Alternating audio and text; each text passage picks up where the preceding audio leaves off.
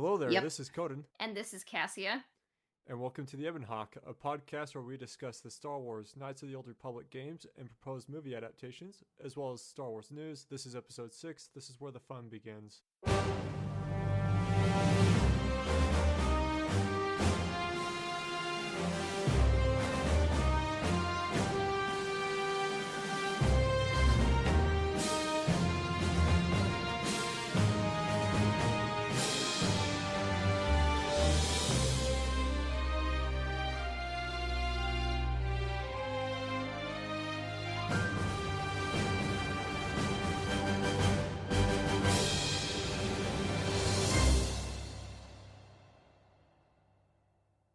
And something recent in Star Wars news is Star Wars Jedi Fallen Order. We thought it would be fun to contrast the beginning of Star Wars Jedi Fallen Order with KOTOR. So let's go back with a blast to the past and relive the opening to Knights of the Old Republic. It starts with a famous title crawl. In every Star Wars movie, you have a title crawl. It begins in space.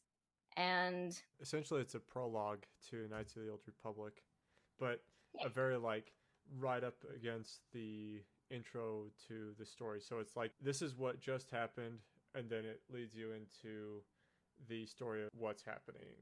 which is like the point of the title crawl.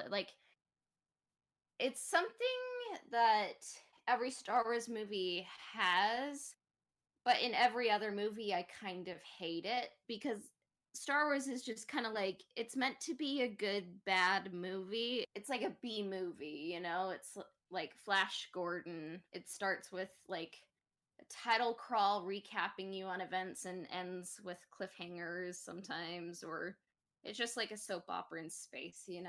But whenever I see movies that have to like recap you on what's happening before it, like when I saw Assassin's Creed a few years back, when I saw like the wall of text when that movie started, it just took me out of it. But I think it was necessary for Star Wars, later titled Star Wars A New Hope, because yeah. it being the first film, but also being the film in the middle of a larger picture, they did the title crawl to catch up on what the history of Star Wars was, to Yeah, it's bring a you whole new to universe.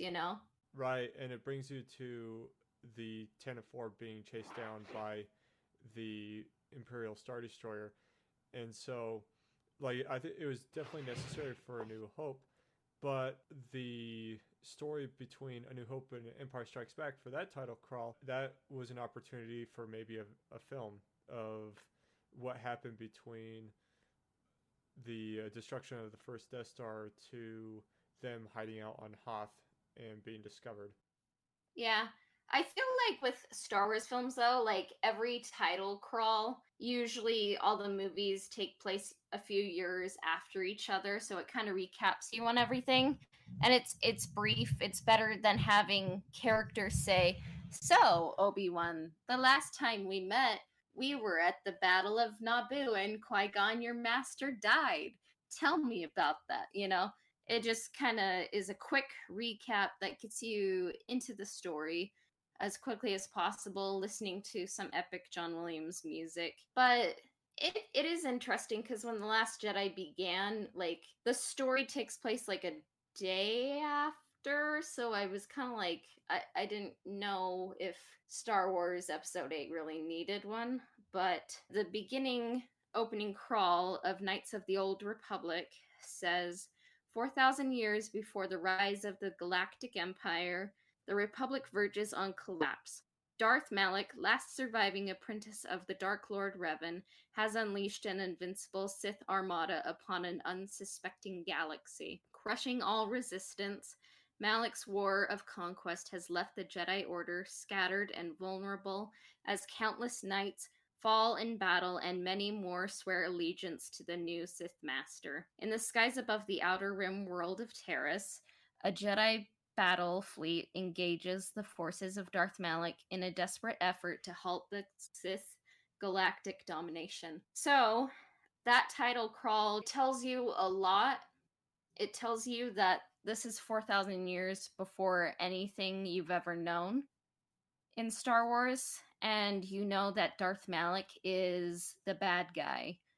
And you know that this is a period where there's a whole lot of Jedi and a whole lot of Sith, and they are fighting and trying to find the way that they can be top dog in the galaxy, you know?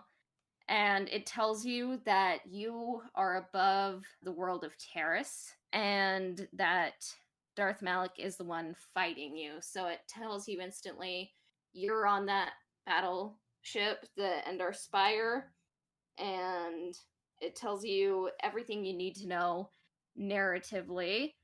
And then after the title crawl finishes, you awaken upon the Undar Spire, and you'd previously created your character. You were able to choose male or female, and you chose from the 3 different classes of Scout, Scoundrel, or Soldier. And then you awaken, and Trask Olgo comes in his magnificent splendor. So when you meet Trask, he essentially wakes you up and says that the Endar Spire is under attack, and he acts like a tutorial guide, and he teaches you how to open up boxes, how to find the loot, and equip the loot, and the weapons, the gear. And so that's basically, you've taken your character class that you created as the story gets started, and now you're selecting whether you're going to be it gives you 2 options. It gives you like a vibro sword, or it gives you like a blaster. You just kind of pick whichever one you'd preference at the time. Yeah, and if I were able to do a lot of things over again, my first playthrough, I wouldn't even bother with a blaster or getting those skills. I would just worry about the vibro sword and preparing my character to be a Jedi, because you really don't need a blaster after you discover the Force, you know?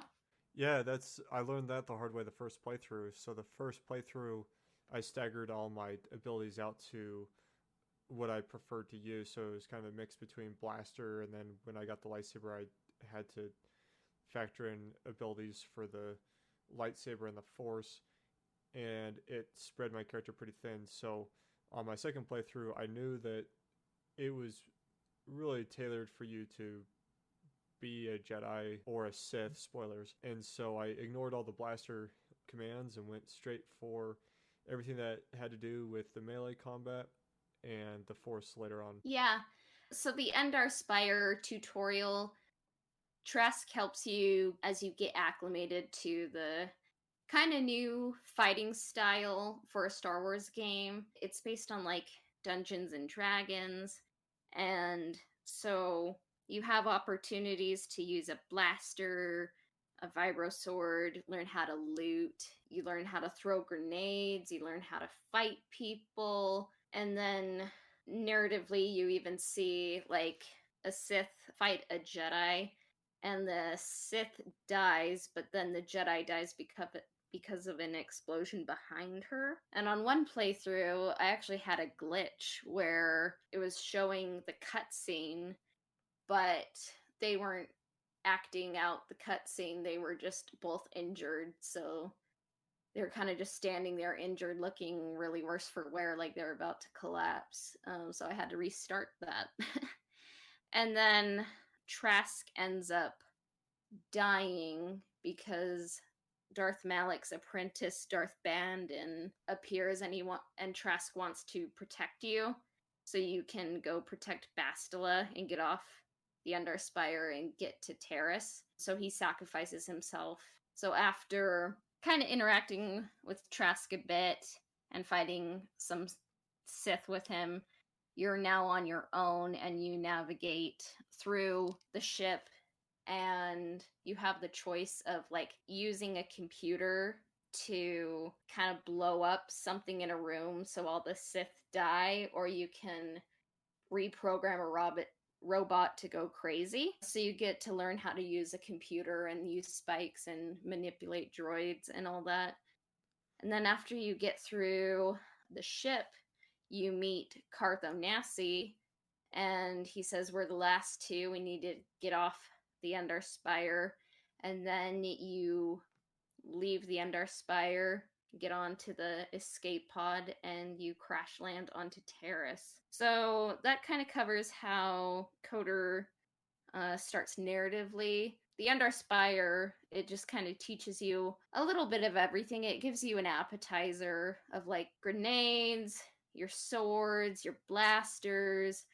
You level up how to fight, how fighting works. It's turn for turn, med packs, and kind of throws you right into the world of Star Wars. One thing I wanted to add too is it's a pretty rare style of game mechanic because essentially the whole game is decided on a series of dice rolls. As you level up your skills, the higher the probability it is for you to succeed in a particular skill. So say you're going to swing your lightsaber or your vibrosword down on somebody, it'll essentially throw the dice and decide whether you're going to connect or not. And then if you connect, then you'll deal the damage. If you don't connect, you'll miss. So it is kind of interesting. It takes a while to get used to, but it is fun. And then I guess on the Endar Spire, I don't think you can make any light side or dark side choices. So I guess that happens more on Terrace, but it kind of gives you a feel for how the rest of the game is going to go. So Terrace is kind of where your journey really begins. So that is how Knights of the Old Republic begins. And it's a good, solid installment into the Star Wars canon, or Legends, or whatever you want to call it now. Star Wars Jedi Fallen Order, it doesn't begin with a title crawl. It begins on the planet Braca, which kind of reminded me of Raxus Prime as seen in The Force Unleashed, and a little bit of Jakku, except it rains all the time. It's kind of a trash heap of a world, and you see a probe droid in the background kind of overseeing everything. But how we are introduced to our main character is not with like a lightsaber or a flashback to Order 66, but you just see him as a worker being told by his boss that his boss wants him to check something on one of these ships. So Prof and Cal go off to go check it. Seeing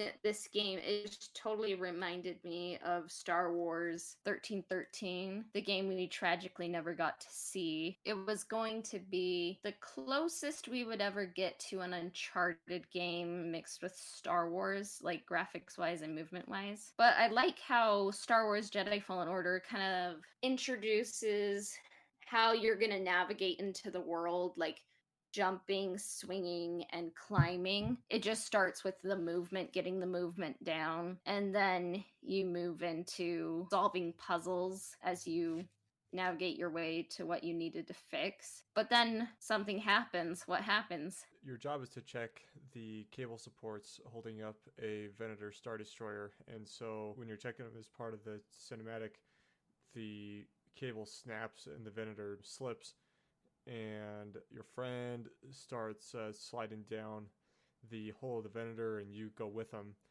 And you get to the edge. Your character Cal, he grabs the edge and is okay, but his friend is thrown down to the kind of the depths of the world where there's a kind of like a giant Sarlacc or something. Yeah, and I'm assuming it's positioned their ship breakdown yard there specifically for that beast to maybe ingest some of the wreckage that's unused. So I don't know, but that kind of makes sense to me. So your friend, he falls off of the Venator, and Cal, just out of instinct, he uses the Force to grab him in air and lowering him down onto a skiff, which then enlightens your friend in knowing that you're a Jedi.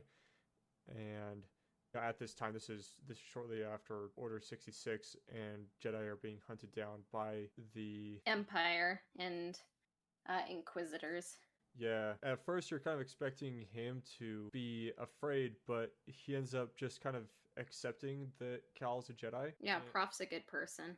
And even early in the earlier cinematic too, he was just kind of upset that the Jedi had to be exterminated. Like, you can kind of tell that he didn't think that they were all bad, and that kind of confirmed his insight in knowing that there are good Jedi out there. You know, his good work friend is a Jedi. Yeah, I mean, it's just like 5 years after Revenge of the Sith, so it's very recent. And it's just kind of nice to see Clone War era Easter eggs throughout the level as you're going. You get to see the ships they use, you see Separatist warships, and the big, like, Star Destroyers from the Clone Wars era. It was quite a spectacle. After that cinematic, you learn like how to work your lightsaber against common stormtroopers.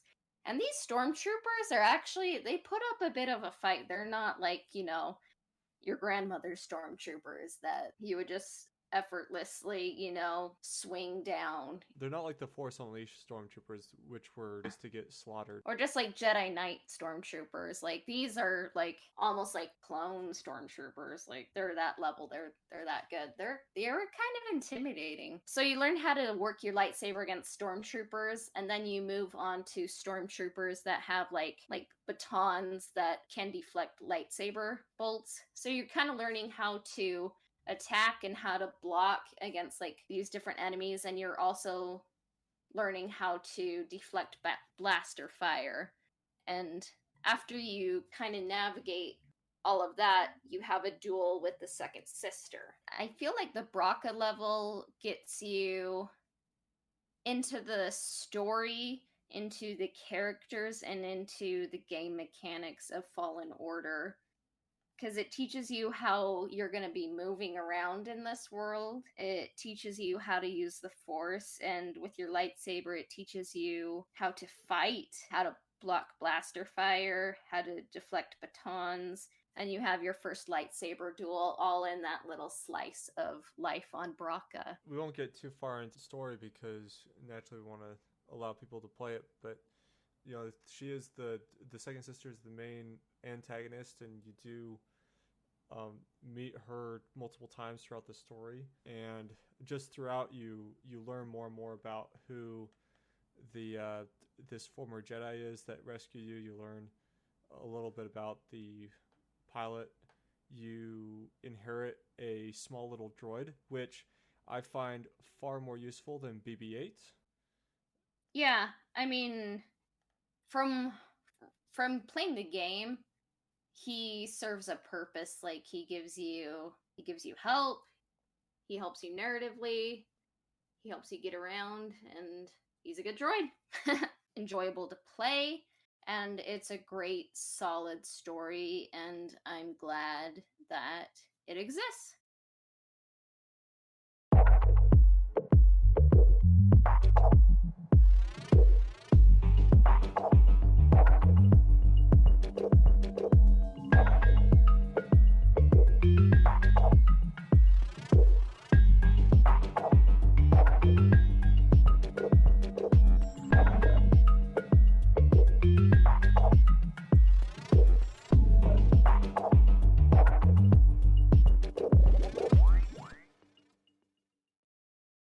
There's been a few Star Wars TV spots that have released this week on mostly sports networks like ESPN of just some new Star Wars footage for the Rise of Skywalker. Some of it is a lot of footage that we've already seen.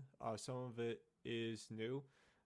One of which we had a previous discussion from an earlier podcast where we talked about the Sith artifact or the Darth Vader helmet. What it was exactly, and it's very obvious this time around that it's the Darth Vader helmet. So I was right. Yep, Cassie was right, and that's a correction from me. And that's so that was one thing that was a bit interesting. There was some other pieces like some poor space physics, but we'll let NASA take care of that. What do you think, Cassia? Well, space physics, I mean, Star Wars does kind of play around with it. Like, there's no sound in space, but like, I'm like, I still don't think bombers work like that in space. But I'll wait to see the final product before I say too much on space physics. But I found the new visuals to be impressive. The Rey versus Kylo lightsaber fights, their dynamic is interesting. They have unfinished business with each other. It'll be interesting to see how they interact, what's gonna happen, fighting or whatever, it'll make for a good lightsaber duel, I think. The TV spot where they use the old Phantom Menace Duel of the Fates theme, I thought that was really neat to pull one of those old tracks out for that.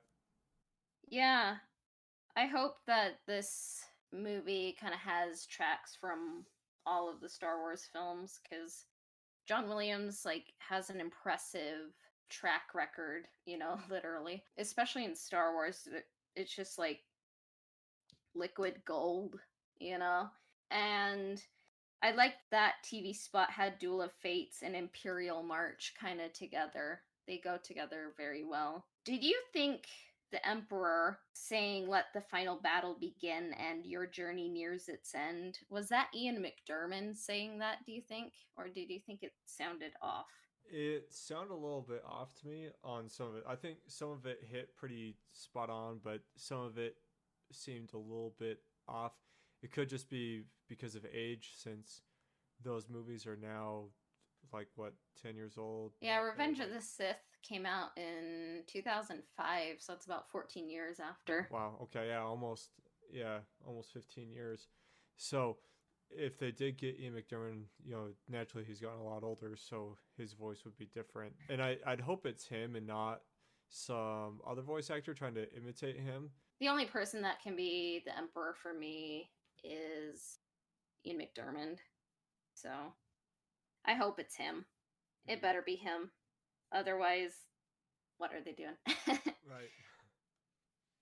Oh, I also forgot to mention from episode 1.5, the triumphant version of the Star Wars theme was also in some of these TV spots, and I love listening to it. That was done by Robinson. It was an arrangement of John Williams' original, theme. But there were also some fun visuals, kind of like with red and green dominant in space. So that should be interesting. One thing that stoked my interest was Poe saying, "This may be our last jump, maybe forever." I hope they don't die, but if they do, the Millennium Falcon could go down. I hope that doesn't happen. Last twist is the Millennium Falcon shredding it against a star off a miscalculation of hyperspace. Yeah, try having that right at Galaxy's Edge. You all die. That would go over well. And it was also interesting to see Rey do another mind trick. She's getting better at it. Yeah, did you have any other thoughts? Those were kind of just the thoughts that jumped out to me. Yeah, I think it just had a couple bits and pieces added in to what had already been shown. So it was, for the most part, I thought it was pretty neat. Yeah. Disney, anytime you say, wow, I wonder if we're gonna get another trailer, they release 3. It's wow. It seems like every day there's a new one. They're really, really gunning to get everyone excited for December 20th. So I'm trying to avoid most of these because, it end up being like a Marvel movie where you've almost seen half the movie over all the different trailers that they release. So yeah.